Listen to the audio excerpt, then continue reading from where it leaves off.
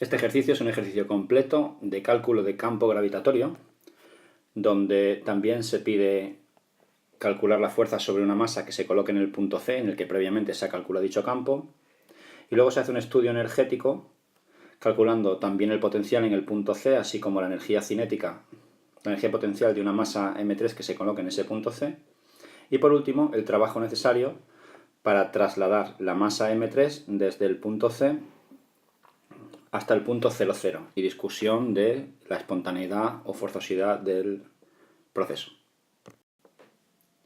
Para calcular el campo gravitatorio y comenzar por lo tanto con el apartado A, lo que haremos será fijarnos en el punto C y observar cuáles son los dos vectores campo que vamos a tener que calcular previamente para que luego, aplicando el principio de superposición, podamos calcular G en el punto C como el campo gravitatorio que crea la masa 1 en el punto C más el campo gravitatorio que crea 2 en el punto C. Esos vectores están bien dibujados y se pueden observar. G1 es un vector que sale del punto C, tiene aplicación en el punto C, pero va dirigido hacia la masa 1, puesto que la fuerza es atractiva. Y de la misma manera se dibuja el vector G2 saliendo del punto C y apuntando hacia la masa M2, puesto que el carácter de M2 sobre cualquier cosa que se coloque en el punto C va a ser atractiva. Para empezar con el cálculo, lo primero que tendremos que hacer es calcular las distancias de las masas M1 y M2 al punto C. Para eso, viendo la situación de las masas, veremos que este lado mide 2, este lado mide 4 y este lado mide 3 unidades. Aplicando Pitágoras, lo que tendremos es que la distancia de la masa A al punto C son raíz de 20 metros, mientras que la distancia del punto B al punto C es exactamente de 5 metros. Y son distancias que tendremos en cuenta para el cálculo de los vectores. Comenzamos calculando el vector G1 en C, el de la masa de 100 kilos, que vendrá dado por la expresión G1 en C es igual a menos G por la masa M1 partido la distancia de 1 a C al cuadrado y por el vector unitario U1. Sustituyendo todos los valores, lo que tendremos será menos 6,67 por 10 a la menos 11 por 100 kilogramos partido raíz de 20 metros al cuadrado y multiplicado por el vector U1, que vendrá dado por el coseno de alfa 1 y más seno de alfa 1 J, newtons por kilogramos. Sustituyendo los valores del coseno de alfa 1 y del seno de alfa 1, el vector G1C vendrá dado por menos 3,34 por 10 a la menos 10 por 2 partido raíz de 20i más 4 raíz de 20j con un valor final de menos 1,5 y menos 3j por 10 a la menos 10 newtons por kilogramo. Este es nuestro vector G1. Para calcular el vector G2 en el punto C, repetimos la operación, pero esta vez con la masa M2 y con la distancia 2 al cuadrado por el vector unitario U2, lo que nos devuelve un valor cuando hacemos los cálculos de 2,4 por 10 elevado a menos 10 y menos 3,2 por 10 elevado a menos 10 J newtons por kilogramo. La suma la obtendremos sumando componente a componente y nos dará un vector total en el punto C igual a 0,9 y menos 6,2 J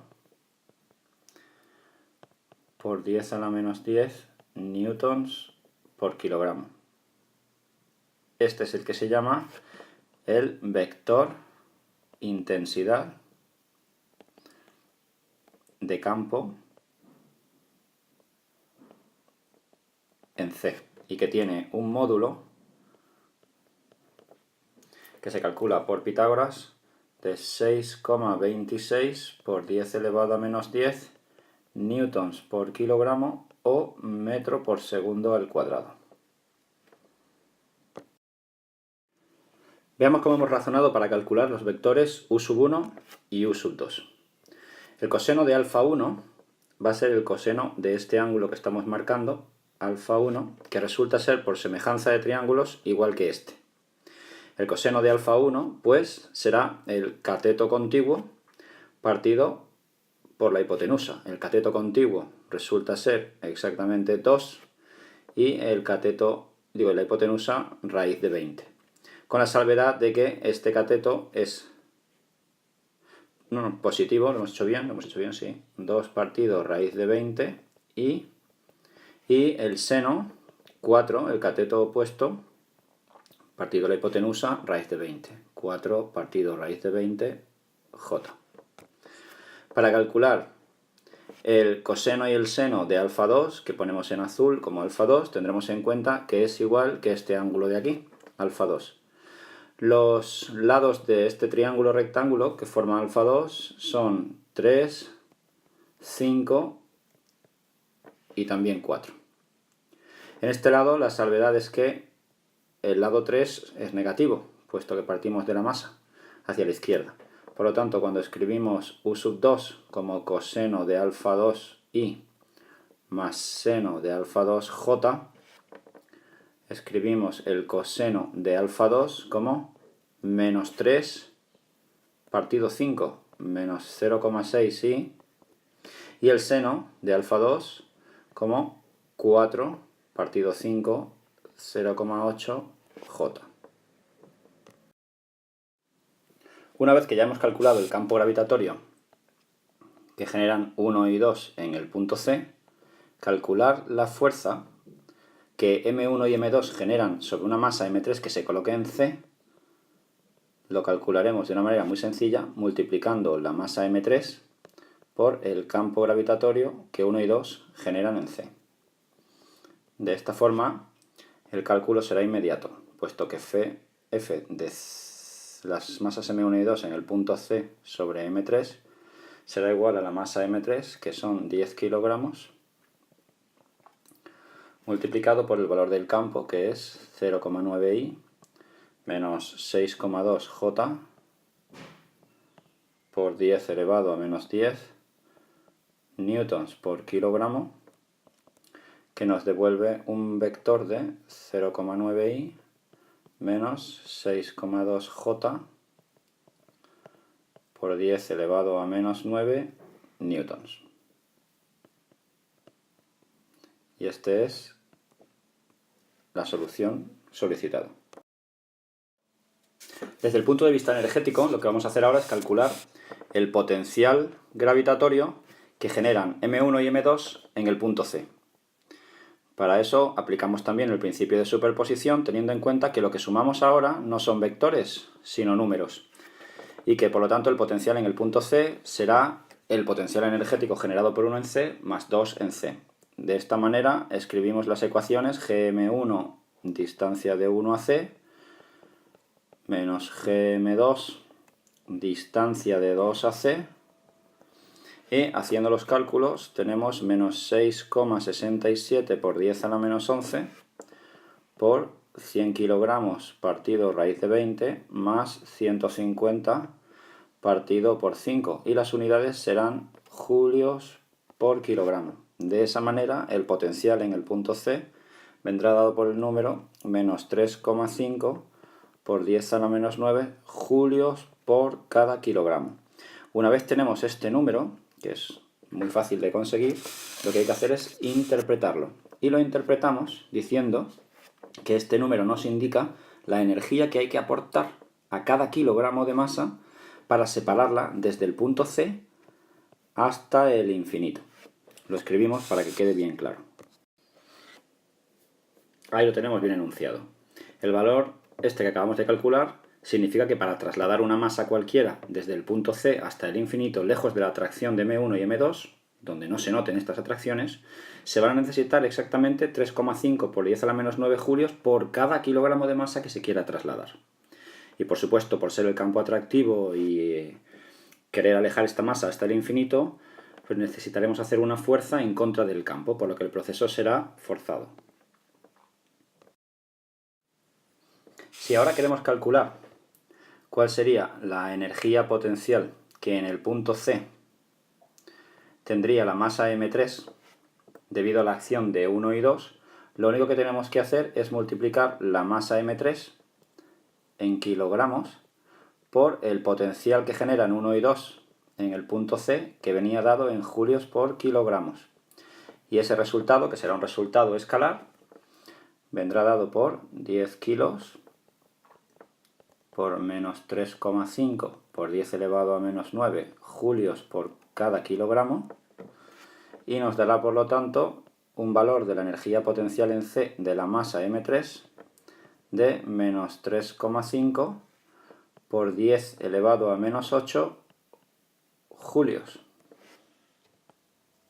Y de nuevo interpretamos el significado de este número que acabamos de calcular, diciendo que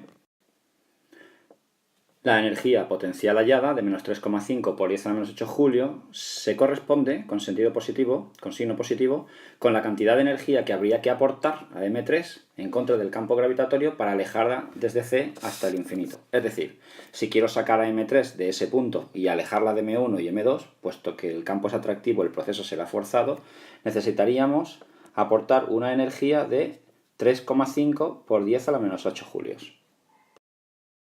Por último, vamos a calcular el trabajo necesario para trasladar la masa M3 desde el punto 0,4 al punto 0,0.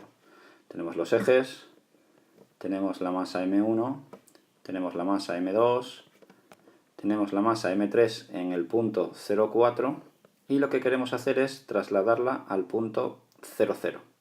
Podemos ver que el punto 0,0 es un punto que está más cerca de M1 y M2 que el punto original 0,4, y por lo tanto podemos ver que existe un acercamiento relativo, y eso implicará que la masa M3 estará más cómoda en un campo atractivo, puesto que está más cerca de M1 y M2. Eso implicará que el proceso va a ser espontáneo. Si no se ve a simple vista, lo que haremos será calcular el trabajo para llevar la masa M3 desde el punto C al punto O como la masa M3 multiplicado por el potencial en el punto C menos el potencial en el punto O, punto inicial, punto final, y entonces estudiaremos su signo. Cuando el trabajo de las fuerzas del campo es positivo, el proceso es espontáneo. Mientras que si el trabajo de las fuerzas del campo es negativo, decimos que el proceso será forzado. Tenemos otro problema, y es que para calcular ese trabajo necesitamos conocer los potenciales en el punto C, que lo hemos calculado en el apartado C, y el potencial en el punto O. Recordamos que el potencial en el punto C era exactamente de menos 3,5 por 10 a la menos 9 julios por cada kilogramo. Para calcular el potencial en el punto O tendremos que calcular de nuevo el potencial que 1 crea en O más el potencial que 2 crea en O y ver qué valor tiene. El resultado será menos 6,67 por 10 a la menos 11 por 100 partido de 2 más menos 6,67 por 10 a la menos 11 por 150 partido 3. De manera que el potencial en el punto O nos devuelve el valor de menos 6,67 por 10 a la menos 9 julios por kilogramo. Si comparamos el potencial en el punto C con el potencial en el punto O, veremos que el potencial en el punto O es más negativo y por lo tanto más pequeño que el potencial en el punto C. Que el potencial sea más negativo significa que existe más atracción en ese punto.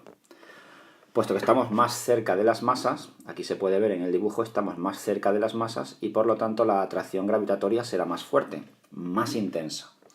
Eso implicará en números que el potencial será mucho más negativo, lo que implicará a su vez que para alejarlo hasta el infinito tengamos que aportar más energía.